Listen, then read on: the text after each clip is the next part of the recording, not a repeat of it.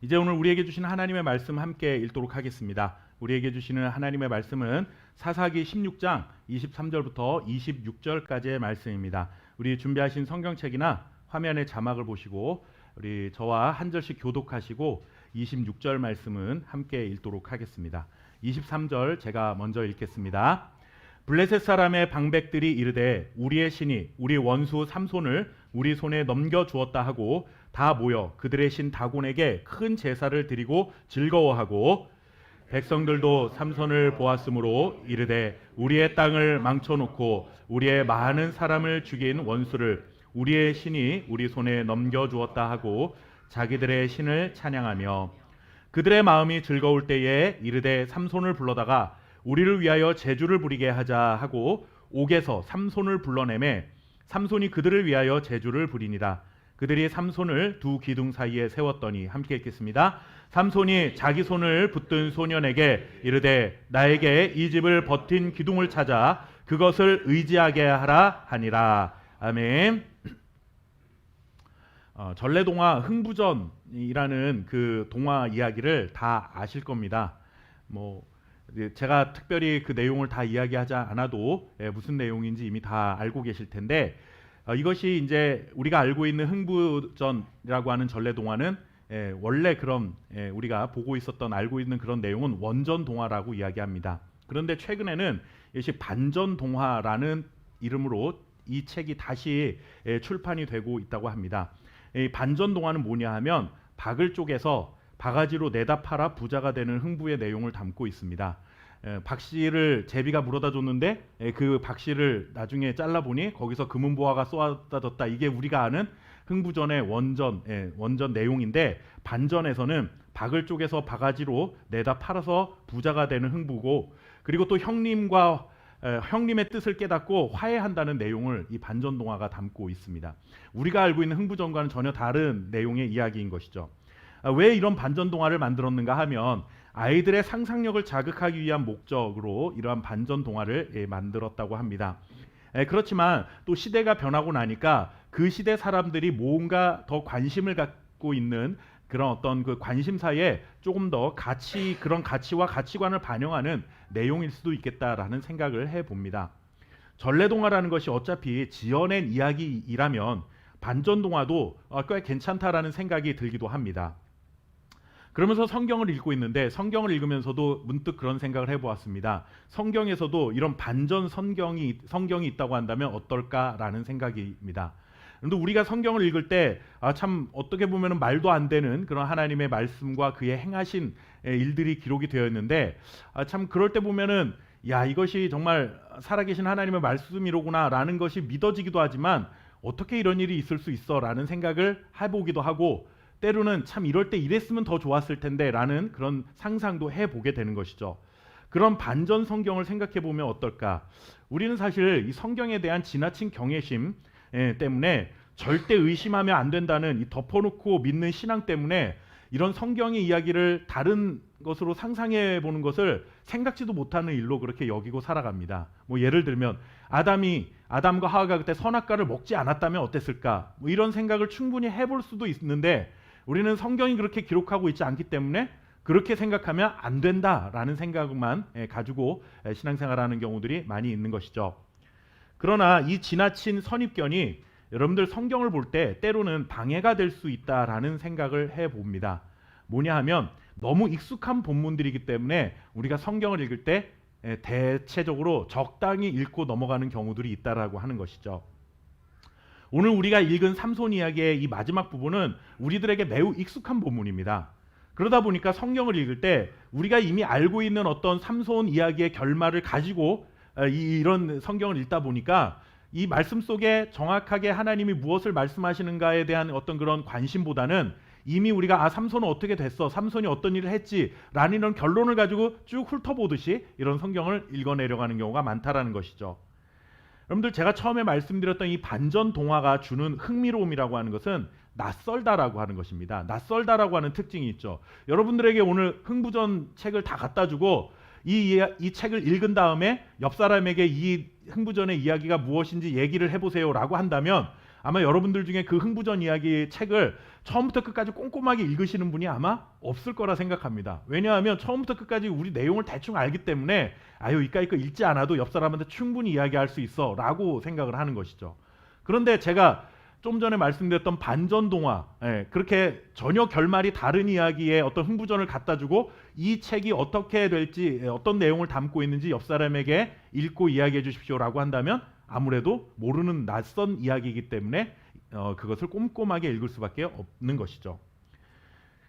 그렇기 때문에 성경을 읽을 때에도 우리는 항상 그런 마음을 가지고 읽어야 합니다. 성경을 사실 우리가 신앙생활을 오랫동안 하다 보면은 한 번 읽고 두 번 읽고 뭐 세 번 읽기도 하고 뭐 어떤 분들은 1년에 1독씩 하셔서 뭐 이렇게 신앙생활 한 연수만큼 성경을 많이 읽으신 분들도 있습니다. 아무래도 성경을 읽지 않고 성경을 이렇게 잘 평소에 이렇게 각받게 하지 않는 사람들에 비해서는 성경에 대한 지식도 많이 알고 그리고 또 그 내용을 대충은 어느 정도 이해하고 있습니다. 그리고 또 교회를 오래 다니신 분들은 목사님들이 설교를 뭐 자주 들었기 때문에 그 들었던 말씀들이 기억에 남아서 성경의 말씀들이 정말 하나님의 말씀들을 이렇게 마음에 담고 있는 경우들이 많이 있죠. 그러다 보면 그런 본문이 나오면 낯설게 있질 않습니다. 낯설게 있지 않는다라는 것은 우리가 뭐 너무나 익숙하다 보니까 당연히 뭐 이 본문에서는 이런 이야기가 나오는 거야. 그리고 이렇게 될 거야. 라는 이미 우리가 가지고 있는 결론, 선입견이 있다라고 하는 것이죠. 그런데 여러분들 오늘 우리 삼손의 이야기를 좀 낯설게 읽어보아야 할 지점이 분명히 있습니다. 제가 이런 생각을 해보았습니다. 사사기에 이 나오는 삼손 이야기를 보다가 삼손의 이 죽음은 자살일까 아닐까라는 질문을 한번 해보았습니다. 여러분들 삼손 이야기를 보면서 여러분들이 삼손 책을 읽으면서 삼손이 마지막에 여러분들 잘 아는 것처럼 기둥 사이에 손을 대고 그 기둥을 밀어서 그 집이 완전히 무너지게 되고 거기에 있던 사람들이 다 죽고 삼손 자신도 거기서 죽게 되죠. 그러면 이 죽음을 두고 여러분들 자살이라고 해야 됩니까? 아니라고 해야 합니까? 그러니까 이런 문득 이런 생각을 해보았어요. 사실 우리가 신앙생활 하면서도 그리고 삼손 영화가 그동안 많이 드라마나 이런 게 많이 개봉이 되었었죠. 그렇기 때문에 익숙한데 그런 이야기들을 여러분들 영화를 보시면서 삼손은 자살한 걸까 이런 생각을 해보신 적은 별로 없으리라 생각을 합니다. 여러분들 삼손의 죽음이 자살일까요? 만약에 자살이라고 한다면 하나님 왜 자살을 방조하시는 분일까라는 질문이 나올 수가 있고요. 두 번째, 자살이 아니라면 왜 자기 스스로 목숨을 끊었는데 여러분들 자살이 아니라고 이야기할 수 있는 겁니까? 무슨 차이가 있을까요? 우리 이런 생각을 해보아야 한다는 것이죠. 그런데 여러분들 오늘 설교의 핵심은 물론 삼손의 죽음이 자살이냐 아니냐라고 하는 것에 있지는 않습니다. 다만 표면적으로 보이는 이 자살처럼 보이는 하나님의 사람이 아무리 다른 이방 사람들을 다 죽이는 그러한 역할을 했다 할지라도 어쨌든 죽음의 형태로 보면 자살처럼 보이는 이 사건을 통해서 하나님께서는 우리에게 무엇을 말씀하고 있는 것일까라고 하는 것에 관심이 있는 것이지 뭐 이것을 자살이냐 아니냐 이것을 제가 판단을 내리려고 하는 것은 아닙니다. 자살인가 아닌가 보다 더 중요한 것은 이 본문의 이 이야기를 통해 하나님께서 우리에게 무엇을 전해주고 싶은 하나님의 뜻이 무엇인가라고 하는 것을 우리가 좀 살펴보려는 것이죠. 우리가 본문으로 좀 들어가 보도록 하겠습니다. 본문의 이야기는 사실 말하지 않아도 우리가 잘 알고 있습니다. 삼손이 드릴라라고 하는 이방 여인에게 블레셋 여인에게 유혹을 당해서 그에게 빠져서 자신의 힘의 비결이 무엇인지를 알려주게 됩니다. 잠든 사이에 그래서 머리털이 밀리고 그 머리털이 밀리자 모든 힘을 잃어버리게 되었고 두 눈까지 뽑힌 채 감옥에 갇히는 신세가 되어버리고 말았습니다. 그 후에 블레셋 사람들은 기쁨에 겨워서 축제를 벌이며 기쁨을 만끽하게 되죠. 삼손을 놀이객감으로 취급하며 제주를 부려보라 그렇게 사람들을 삼손을 연회장에 불러서 그렇게 놀이객감으로 삼기도 했고 그렇게 모욕하는 행위를 했습니다. 그런데 그 와중에 삼손의 머리카락이 조금씩 자라고 있었습니다. 이것은 삼손이 힘이 다시 쓸 수 있다라는 어떤 증거가 될 수 있었다라고 하는 것이죠. 삼손이 눈이 뽑힌 채 아무것도 볼 수 없는 상황이었지만 자신의 머리에서 밀린 머리에서 다시 머리카락이 나고 있었다는 사실을 인지하고 있었다라는 겁니다. 그래서 그는 그 건물의 가장 중심부에 있는 기둥을 넘어뜨려 거기에 모여있던 사람들을 몰살시키고 자신도 죽음을 맞이하면서 이 삼손 이야기는 끝맺음을 되고 있는 것입니다. 영화로 만들어지던 이 이야기다 보니까 교회를 다니지 않는 사람들에게도 너무나 친숙한 이 삼손의 영웅담 같은 이 이야기를 통해 하나님께서 우리에게 말씀해주고 있는 것이 무엇일까? 오늘 그것을 우리는 생각해 보려고 합니다. 대답을 찾기 위해 오늘 본문의 사건 속에 나오는 이 이야기의 주인공이 과연 누구인가 하는 것을 우리는 좀 찾아내야만 합니다. 우리가 영화를 보거나 아니면 책을 읽을 때 거기에 주인공이라는 사람이 등장을 하죠. 주인공이 있고 조연이 있고 뭐 엑스트라도 있고 뭐 다양한 이런 등장인물들이 나오는데 과연 이 삼손의 이야기의 주인공이 누구인가 하는 것입니다. 여러분들, 오늘 본문의 주인공은 누구처럼 보이는가 하면 사실 다곤이라는 이방 신을 주인공으로 여기는 사람들이 오늘 본문 속에 나타나고 있습니다. 우리가 읽었던 사사기 16장 23절 말씀 좀 다시 한번 읽어보도록 하겠습니다. 블레셋 사람의 방백들이, 시작. 블레셋 사람의 방백들이 이르되 우리 손에 넘겨주었다 하고 다 모여 그들의 신 다곤에게 큰 제사를 드리고 즐거워하고. 아멘. 블레셋 사람들은 자신들이 섬기는 이 이방신인 이 다곤이라는 신이 삼손을 자신들에게 넘겨주었다라고 그렇게 소리를 치고 있습니다. 이 말의 뜻이 무엇입니까, 여러분들? 다곤 신이 이 이야기의 이 사건의 주인공이다. 모든 사건을 주도한 존재가 바로 다곤이라고 하는 이방신이다라고 그렇게 지금 블레셋 사람들이 기뻐하고 좋아하고 있는 것이죠. 그런데 여러분들, 사사기에는 계속해서 반복되는 이야기 패턴이 있습니다. 그게 뭐냐 하면 하나님께서 이스라엘 백성들에게 평안을 주십니다. 그런데 그 평안을 주시면 얼마 안 있다가 이 이스라엘 사람들이 배반을 하게 됩니다. 하나님을 등지게 되는 거죠. 우상을 숭배합니다. 그런 시간이 조금 지나다 보면 하나님께서 이방신을 섬기는 하나님의 백성들을 두고 볼 수 없어서 벌을 내리시죠. 이방인들의 손에 그들을 넘겨버리십니다. 그러면은 또 이방인들의 어떤 압제를 받다 보면은 괴로워지니까 이 사람들이 또 하나님께 부르짖습니다. 하나님께 도와달라고 이야기합니다. 그러면 하나님은 그들에게 또 사사라고 하는 어떤 그런 훌륭한 그런 어떤 사람들을, 지도자들을 보내주셔서 그들을 구원하시죠. 그럼 하나님의 구원을 경험하면 다시 뭐가 찾아옵니까? 평안이 찾아옵니다. 근데 이 평안이 또 오랜 시간이 지나다 보면은 또 하나님을 배반하고 자꾸 이러한 패턴들이 계속해서 반복되고 있는 거예요. 그게 모두 12번이 반복이 되다 보니까 사사기에는 12명의 사사가 등장을 하게 되는 겁니다. 계속 반복되는 이런 이야기를 통해 분명히 드러나는 사실 하나가 있죠. 그게 뭐냐 하면 이스라엘을 이방인들의 손에 넘기는 것이 누구냐 하면 이방신들이 아니라 하나님이 그들에게 넘기셨고, 그리고 또 이방인들의 손에서 그 유대인 이스라엘 사람들을 구해내는 것도 바로 하나님이셨다라고 하는 것입니다. 그렇다면 여러분들, 삼손의 삶도 마찬가지가 아니겠습니까? 그의 인생이 무너지게 된 직접적 원인은 물론 삼손의 의롭지 못한 삶이다라고 말할 수 있습니다. 그가 하나님의 부르심을 받은 사사로서 삶을 살면서도 그 이방 여인들을 좋아하고 술을 좋아하고 굉장히 어떤 죄악된 행동들을 했기 때문에 그것이 삼손의 어떤 그런 무너지게 하는 삶의 직접적인 원인이긴 하지만 그 눈에 보이는 사건을 주도하고 계시는 분이 계신데 그분이 바로 누구이신가? 바로 하나님이시다라고 하는 것이죠. 삼손을 블레셋 사람의 손에 넘기시는 것은 다곤이 아니라 하나님이셨습니다. 하나님이 그에게 그의 어떤 잘못된 일들을 바로잡기 위하여 블레셋 사람들의 손에 넘겨주신 것이죠. 여러분들, 고대 사회는 나라와 나라 혹은 부족과 부족 간의 이 전쟁을 치렀을 때 이 전쟁을 신과 신의 전쟁으로 보았습니다.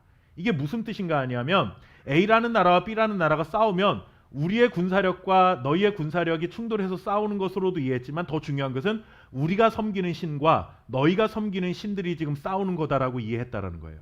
그러니까 한쪽이 패하게 되면 그 패한 나라는 어떻게 되는 겁니까? 우리가 이 나라가 진 것이기도 하지만 자신들의 섬기는 신이 저쪽 상대편이 섬기는 신에게 졌다라고 하는 그런 생각을 가지고 있었다는 거죠. 그렇기 때문에 여러분들, 이 블레셋 사람들이 섬기던 다곤 신이 자신들에게 그 삼손을 넘겨주었다라고 하는 이 말 속에는 어떠한 의미가 담겨 있냐면 삼손을 우리에게 넘겨줘서 고맙고 너무 기쁘다 이런 것이 아니라 삼손이 섬기던 하나님이 우리 블레셋이 섬기고 있던 다곤에게 졌구나라고 하는 이런 의미가 담겨 있는 것입니다. 이스라엘이 섬기는 여호와 하나님을 다곤 신이 이겼다라고 하는 것이죠. 그러나 여러분들, 우리가 분명히 알아야 될 것은 다곤이라는 이 이방 신이 하나님을 이겼기 때문에 삼손이 그들에게 넘어간 것이 아니라 삼손이 이러한 처지에 이르게 된 것도 크게 보면 누구의 계획 속에 있느냐? 바로 하나님의 계획 속의 일부였다라고 하는 사실, 하나님의 뜻을 이루어 가시는 중에 한 가지의 사건일 뿐이다라는 사실을 우리가 눈여겨볼 수 있어야 한다는 것이죠. 여러분들, 사사라는 사람들은 이스라엘의 왕이 없던 시대에 하나님께서 이스라엘 백성들을 지키시고 보호하시기 위해 그때마다 세워주신 지도자들, 그들이 바로 사사라고 하는 사람들입니다. 사사는 하나님의 명을 받은 사람들이기 때문에 하나님이 지켜주셔야만 했습니다. 하나님이 그를 보내셨다라고 하는 것은 그에게 뭔가 책임을 주시고 권한을 주셨다라는 의미도 있지만, 더 중요한 것은 내가 너를 보냈기 때문에 끝까지 내가 너를 지키겠다라는 의미도 담겨 있는 것이죠. 그렇다면 삼손도 마찬가지 아니겠습니까? 삼손도 하나님이 보내신 사사라고 한다면 블레셋 손에 넘겨야 될 것이 아니라 블레셋 사람들로부터 하나님 끝까지 지켜주셔야 했는데, 그런데 이상하게 하나님은 블레셋 사람들에게 그를 넘겨주셨다라는 거예요. 그로부터 구해내시는 것 또한 삼손의 힘과 능력, 삼손의 머리카락이 자랐기 때문에 그가 어떤 블레셋 사람들의 손에서 노임받게 되는 것이 아니라 하나님이 정하신 때가 되어서 너 이제 거기서 나와 해야만 그가 그곳에서 나올 수 있었다라고 하는 것이죠.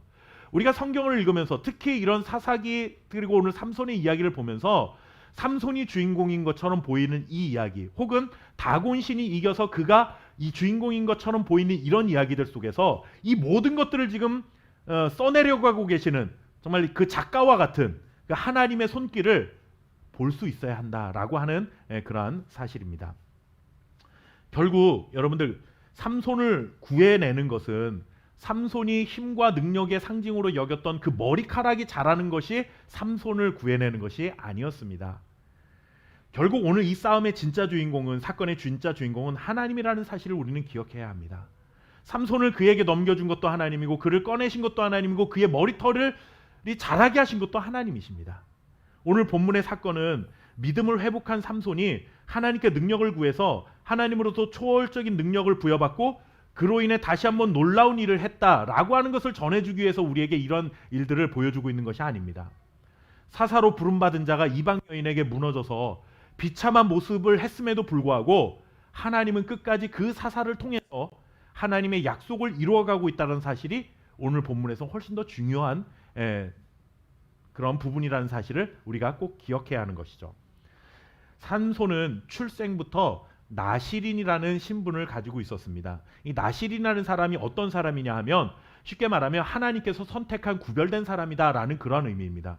그러니까 뭐 좀 특별하게 하나님께서 너를 쓰시기 위하여 날 때부터 너를 구별했으니까 너는 좀 살면서 좀 구별된 자답게 좀 다른 사람들과는 좀 특별하게 살아야 돼라는 그런 의미가 담겨 있는 사람들이 바로 나시린이라는 사람이었습니다.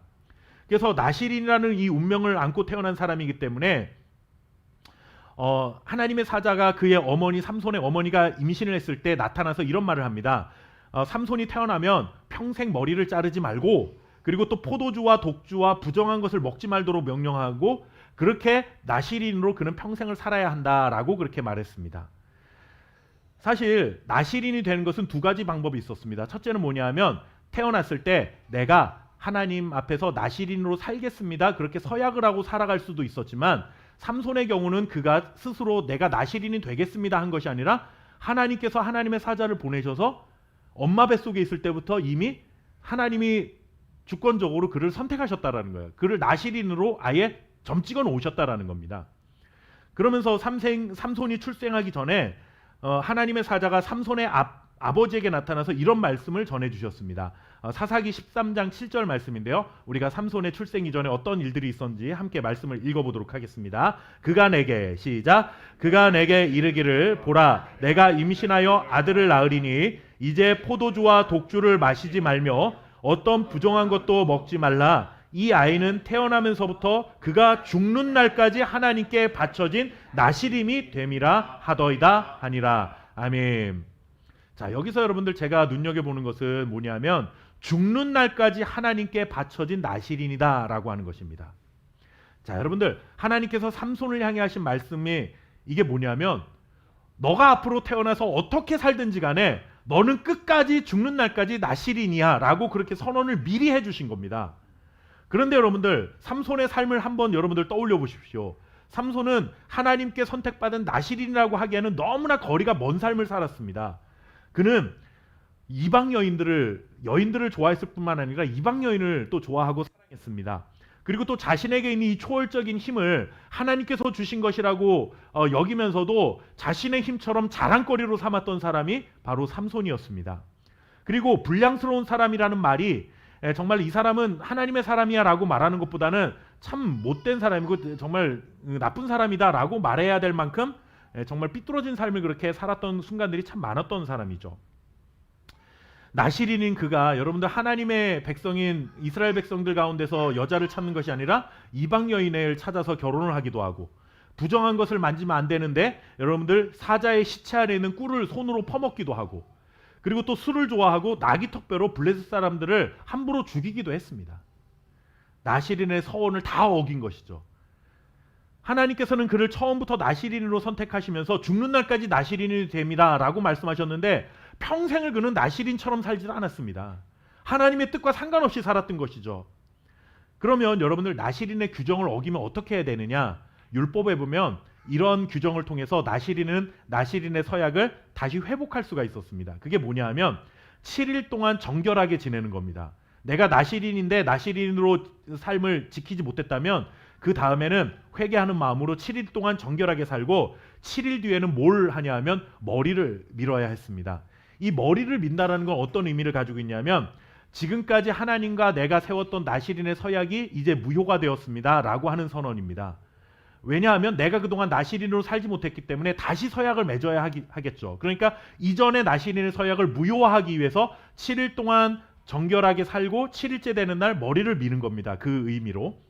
그리고 8일째 되는 날이 되면 산비둘기와 두마리의 어떤 산비둘기 두 마리나 집비둘기 두 마리를 가져와서 하나는 속죄제물로, 그러니까 내 죄를 속하는 제물로, 그리고 또 하나는 번제물로. 번제라고 하는 것은 내가 하나님 앞에 이제 헌신하고 살겠습니다라는 의미가 담겨 있는 제사죠. 이 두 가지의 제사를 동시에 드리는 겁니다.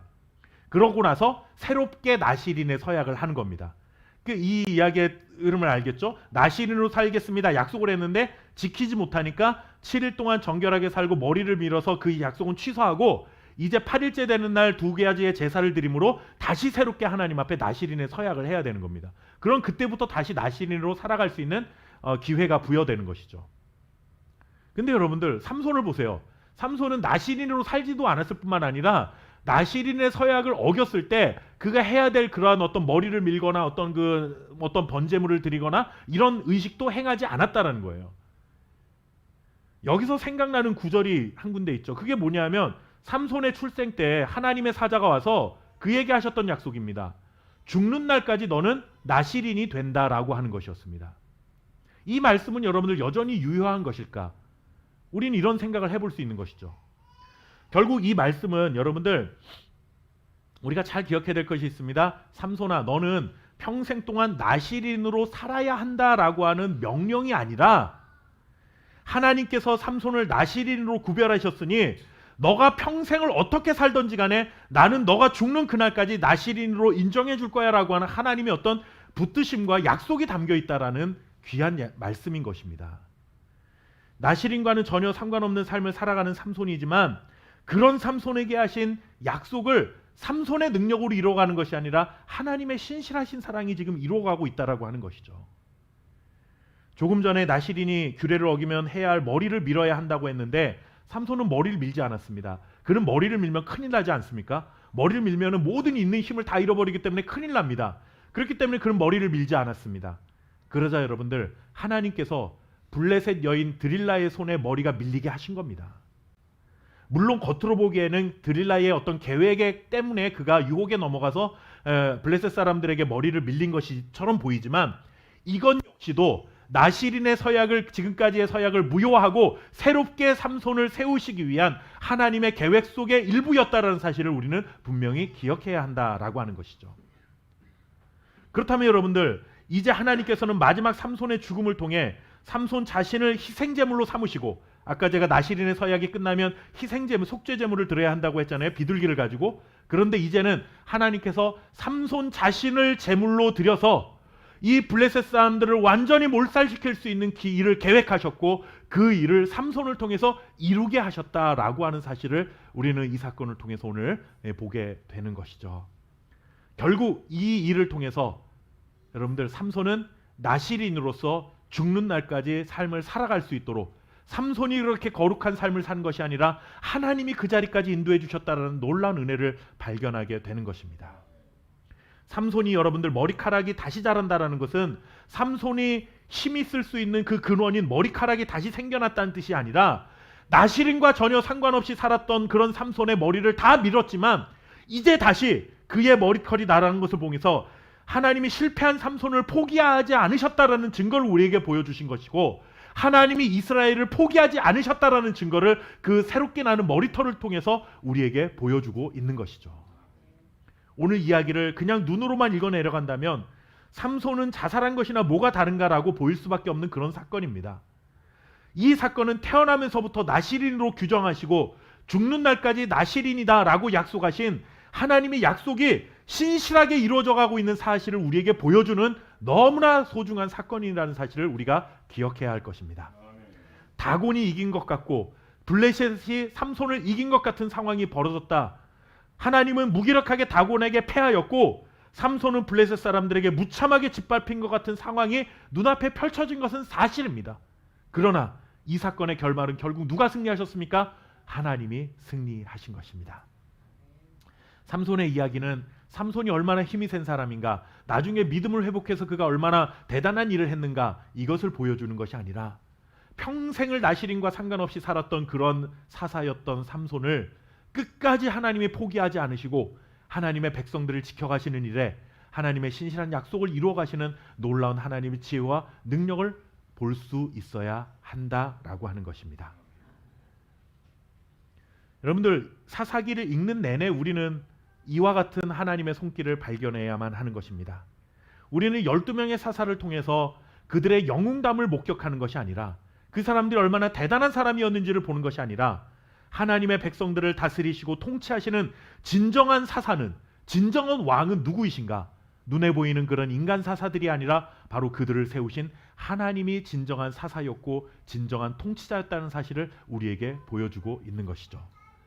바로 하나님이 진짜 숨은 주인공이라는 사실을 우리에게 보게 하시기 위하여 삼손의 이야기가 필요했었고 12명의 사사 이야기가 필요했던 것입니다. 그렇게 사사들을 보내는 하나님이 정말 의도하셨던 건 뭘까요? 이스라엘 백성들이 이런 사사를 보면서, 아, 그래, 하나님이 우리를 포기하지 않으셨구나. 우리가 이렇게 하나님의 백성으로서 신실한 삶을 살지 못했음에도 불구하고, 죄악과 이방신을 섬기는 우상 숭배를 했음에도 불구하고 하나님이 우리를 지금도 포기하지 않으시고 우리를 다스려가기를 원하시고 우리를 지켜주시길 원하시는구나. 이거를 알게 하시기 위하여 사사들을 그때마다 보내주셨다라고 하는 것입니다. 여러분들, 이 땅을 살아가는 날 동안 우리도 똑같은 경험 속에 살아가지 않습니까? 오늘 본문에서처럼 다곤이 승리하는 것 같은 세상 속에 우리는 그런 세상을 살아갑니다. 하나님이 아니라 세상의 권력자들이, 블레셋과 같은 힘센 자들이 이 세상을 다스리는 것과 같은, 통치하는 것 같은 그런 것을 눈으로 보면서 살아가는 세상 속에 우리가 살아갑니다. 우리 시대의 다곤이 무엇입니까? 생각해보면 돈, 명예, 권력, 외모, 학벌, 이런 것들이 여러분들 이 시대의 다곤 아닙니까? 돈을 가지면 세상을 쥐락펴락할 수 있는 세상이 되었습니다. 권력을 가지려고 모든 사람들이 혈안이 되어 있는 그런 세상을 우리가 살아갑니다. 남들보다 탁월한 외모만 있어도요, 그 사람이 어떤 사람인지에 관심이 없고, 와 예쁘다, 와 잘생겼다, 몸매 좋다, 이런 것 때문에 여러분들 사람들의 그 마음을 빼앗기는 그런 사람들이 스타가 되고 사람들의 주목을 받는 이런 시대가 되고 말았습니다. 행복한 인생을 살아갈 수 있는 것, 재물만 있으면 돼, 돈만 있으면, 권력만 있으면 돼, 이런 이런 생각들을 가지고 사람들이 살아가는 그런 세상 속에 살아갑니다. 이런 세상 속에 여러분들 돈이 주인공이고 권력이 주인공이고 외모, 명예, 지식, 학벌, 이런 것들이 세상의 주인공인 것처럼 보이는 것이 우리가 살아가는 이 세상의 현실입니다. 그러나 지금 이 순간에도 역사의 주도권이 그런 세상의 것들에 있지 아니하고 세상을 창조하신 전능하신 하나님의 손길 안에 있음을 우리는 오늘 이 삼손의 이야기를 통해 분명히 읽어낼 수 있어야 한다라는 것입니다. 머리털은 밀리고 두 눈이 뽑힌 채 아무것도 할 수 없는 인생의 완벽한 패배자였던 삼손 같은 사람을 통해서도 하나님은 신실하게 자신의 약속을 이루어 가실 수 있는 전능하신 하나님이라는 사실을 저와 여러분이 믿을 수 있기를 간절히 소원합니다. 삼손의 초월적인 능력과 그의 탁월한 믿음이 하나님을 움직인 것이 아니라 하나님의 신실하심과 전능하심이 실패자인 삼손을 움직여서 하나님의 뜻을 이루게 하셨다라고 하는 것입니다. 오늘도 하나님께서는 우리가 세상에서 얼마나 주목받는 사람이 되느냐에 관심 있지 않습니다. 너희가 얼마나 세상에서 높은 자리에 있느냐, 너희가 얼마나 재물이 많은 자가 되느냐, 너희가 얼마나 사람들에게 인정받는 자가 되느냐, 이런 것들에 하나님께서 우리에게 관심을 갖는 것이 아니라 세상이 섬기는 우상들이 주인공처럼 판을 치는 현실 속에서도 하나님이 숨은 주인공이 되심을 믿고 그분의 능력을 구하는 믿음을 가진 자들을 통해 하나님의 뜻을 펼쳐나가기를 원하신다라고 하는 사실입니다. 삶과 죽음을 주관하시는 분은 하나님이십니다. 세상을 지배하는 것은 다곤이 아니라 바로 하나님이라는 사실을 믿고 살아갈 수 있는 저와 여러분 될 수 있기를 주님의 이름으로 축원합니다. 지금도 동일한 능력과 변함없는 신실한 사랑으로 하나님의 약속을 이루어가고 계신 세상의 숨은 주인공이신 여호와 하나님을 바라볼 수 있는 믿음으로 살아가는 저와 여러분 될 수 있기를 주님의 이름으로 축원합니다. 함께 기도하겠습니다. 살아계신 아버지 하나님, 삼손이라는 눈으로 보기에는 실패자가 되어버린 그 사람을 통해서도 하나님께서는 신실하게 하나님의 약속을 이루셨고 하나님의 백성인 이스라엘 백성들을 지켜내셨습니다. 삼손의 머리카락이 자랐기 때문에 삼손이 그와 같은 일을 할 수 있었던 것이 아니라 하나님이 포기하지 않으셨기 때문에 하나님 삼손을 통해 하나님의 뜻이 펼쳐질 수 있었습니다.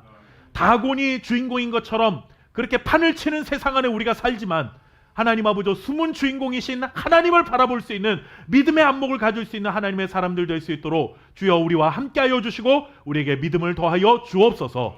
하나님 아버지 우리가 실패해도 하나님이 포기하지 않으시면 우리는 하나님 아버지 실패한 인생이 아니라 결국 하나님의 뜻에 위하여 쓰임받는 인생이 될 줄 믿습니다. 하루하루를 그렇게 하나님 아버지 주님의 손에 붙들려 살아가는 하나님의 사람들이 되게 하시고 하나님의 능력과 지혜를 간절히 사모하며 살아갈 수 있는 거룩한 주의 자녀들이 될 수 있도록 인도해 주옵소서. 오늘도 세상 안에 그러한 믿음을 가진 자로 살게 하시니 감사합니다. 평생을 하나님이 지켜주시니 감사합니다 고백하는 마음으로 오늘도 구별하여 예물을 드립니다. 이 예물이 정말로 하나님의 살아계심을 증거한 일에 아름답게 쓰임받게 하시고 또 교회가 세워진 일에 아름답게 쓰임받게 하시고 하나님 구별하여 드린 모든 손길 하나님 기억해 주셔서 저들의 삶과 가정과 기업이 하나님 앞 날마다 하나님의 축복으로 가득한 열매를 맺어갈 수 있는 놀라운 은혜를 허락하여 주옵소서. 감사드리며 우리 구주 예수 그리스도의 이름으로 간절히 기도하옵나이다.